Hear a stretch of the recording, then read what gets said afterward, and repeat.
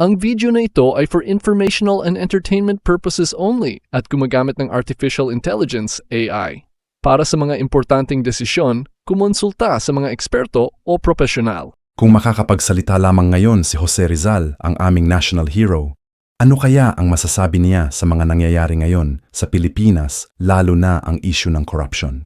Kung makakapagsalita ngayon si Jose Rizal tungkol sa Pilipinas, lalo na sa usapin ng corruption, malamang diretsyo, matalim, pero puno pa rin ng pag-asa ang sasabihin niya. Parang ganito ang tono niya kung buhay siya ngayon. Mga kababayan, bakit nating hinahayaan ang sakit na matagal nang sumisira sa ating bayan? Una, siguradong ipapaalala niya na hindi nagbago ang ugat ng problema. Ang pang-aabuso ng kapangyarihan, ang paglimot sa dangal, at ang kawalan ng malasakit sa kapwa. Katulad ng mga tauhan sa Noli Me Tangere at El Filibusterismo, makikita niya na may mga bagong Padre Damaso at Simon sa lipunan. Mga taong ginagamit ang posisyon para sa sariling interes. Pero hindi lang siya magpo-pull out ng criticism. Jose Rizal would say, ang tunay na reforma ay nagsisimula sa mamamayan. Emphasis niya lagi, edukasyon, mulat na pag-iisip at tapang. Hindi niya sinasabing ang tao ang may kasalanan, pero alam niya na kapag ang isang lipunan ay marunong magtanong, magbantay at lumaban sa mali, lumiliit ang puwang ng katiwalian. Sigurado rin na sasabihin niya, huwag kayong mawala ng pag-asa. Hindi siya naniniwala sa biglaang pagbabago. Naniniwala siya sa unti-unti pero tuloy-tuloy na pag-asenso, sa pagbuo ng karakter at sa pag-alaga ng kabataan. Magiging proud siya sa mga Pilipinong matatag, masipag, at lumalaban sa mali kahit mahirap. At malamang tatapusin niya ng ganito. Ang Pilipinas ay pag-aari ng taong nagmamahal sa kanya. Kung nais nating tapusin ang corruption, kailangan nating simulan sa sarili nating sariling gawain, sa katapatan natin, sa malasakit natin, at sa pagkakaisa natin. Kung iisipin mo, hindi maganda ang corruption, pero mas malakas pa rin ang spirit ng mga Pilipino. At yun ang paniniwala ni Rizal, na buhay pa rin hanggang ngayon. Nabanggit mo si Padre Damaso at Simon. Sino ba sila at bakit mo sinabing sila ay mga taong ginagamit ang posisyon para sa sariling interes? Paano mo sila maihahantulad sa ngayon sa aming lipunan at sa larangan ng politika? Kung pagbabalikan natin ang mga nobela ni Rizal, sina Padre Damaso at Simon ay dalawang karakter na kumakatawan sa kapangyarihang inaabuso, pero magkaiba ang estilo nila. Kaya sila madalas ikumpara sa mga nasa posisyon ngayon na ginagamit ang kapangyarihan para sa pansariling agenda. Let's break it down ng simple at relatable. Una, Padre Damaso, ang muka ng arrogance at power abuse. Si Padre Damaso sa Noli Me Tangere ay isang prailing mayabang, abusado at pakialamero. Gamit niya ang kanyang relihiyon at posisyon para mangialam sa buhay ng iba, kontrolin ang mga desisyon ng komunidad, ipakita na above the law, siyang manakot at manupil ng sinumang kumukontra. Bakit sila nasasabing gumagamit ng posisyon para sa sariling interes? Kasi para kay Damaso, importante ang kapangyarihan at impluensya, hindi ang tao. Ginamit niya ang relihiyon bilang shield at pamalo para manatiling may kontrol. Sino ang mga Padre Damaso ngayon? Hindi literal na pari, kundi mga opisyal o leader na mayabang kasi nasa posisyon.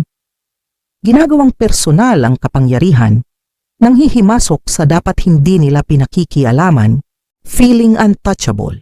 Umaabuso dahil alam nilang kaya nilang takpan ng mali. Sa politika, ito yung nagpapagawa ng proyekto para may kickback, nangaabuso ng pondo, nananakot ng whistleblowers, gumagamit ng impluensya para protektahan ng sarili, pamilya at barkada pangalawa.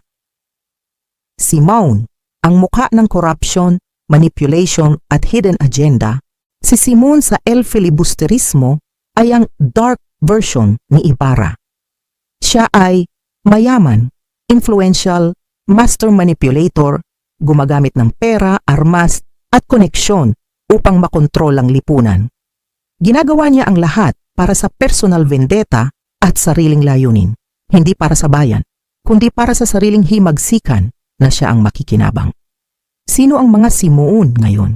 Sila ang mga taong nasa likod ng malalaking deals, naglalako ng impluwensya kapalit ng pera, gumagamit ng negosyo plus politika para sa sariling kapangyarihan, nagpapalakad ng narco-politics, illegal trade, o under-the-table deals, mga oligarchs na bumibili ng boto, opinyon at tao.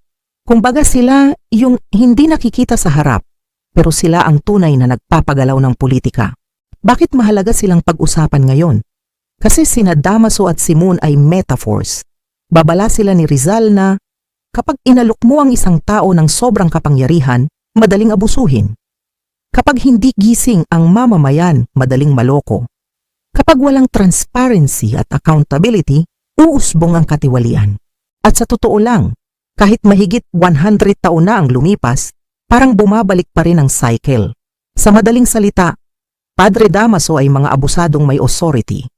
Simon ay mga tusong power brokers na may hidden agenda. Parehong ginagamit ang kapangyarihan para sa sarili, hindi para sa bayan. Nakakalungkot isipin na mula noon hanggang ngayon ay ganun pa rin ang nangyayari sa aming lipunan, walang pagbabago.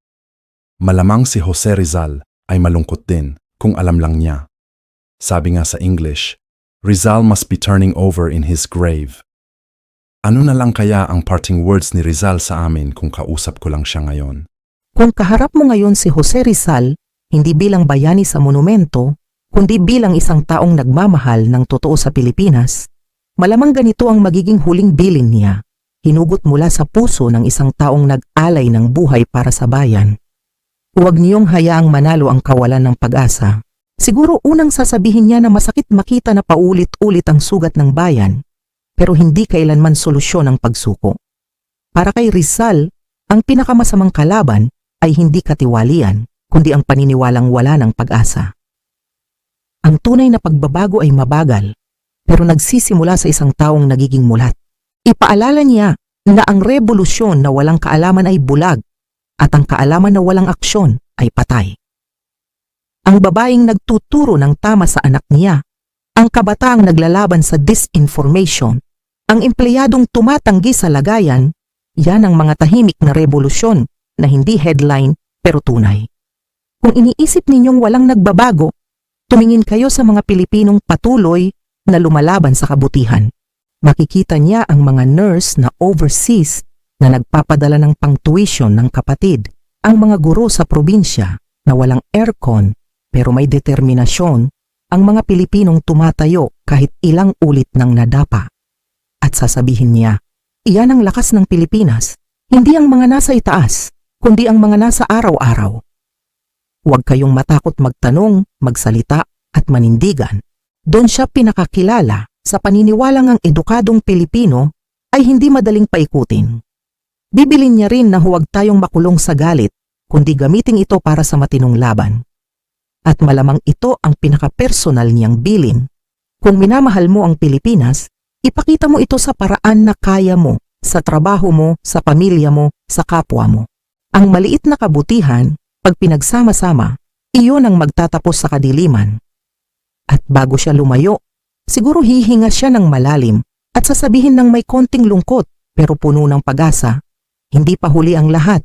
Ang Pilipinas ay katulad ng isang taong mahal mo, hindi mo iniiwan kahit nahihirapan ka. Patuloy ninyong alagaan at mahalin ang bayan dahil iyon ang tanging paraan para gumanda ang kanyang kinabukasan. Maraming salamat, mga kakwentuhan, sa pagsama ninyo sa isa na namang makabuluhang usapan dito sa ating podcast. Sana ay may napulot kayong aral o inspirasyon na makakatulong sa inyo sa araw-araw. Ako si Edwin, at tandaan, kwento mo, kwento ko, kwento nating lahat. Hindi lang basta usapan, kundi buhay na aral. Kung nagustuhan nyo ang episode natin ngayon, please like, share and subscribe. Hanggang sa muli mga kakwentuhan, ingat kayo palagi at huwag kalimutang magbahagi ng mabuting kwento sa iba.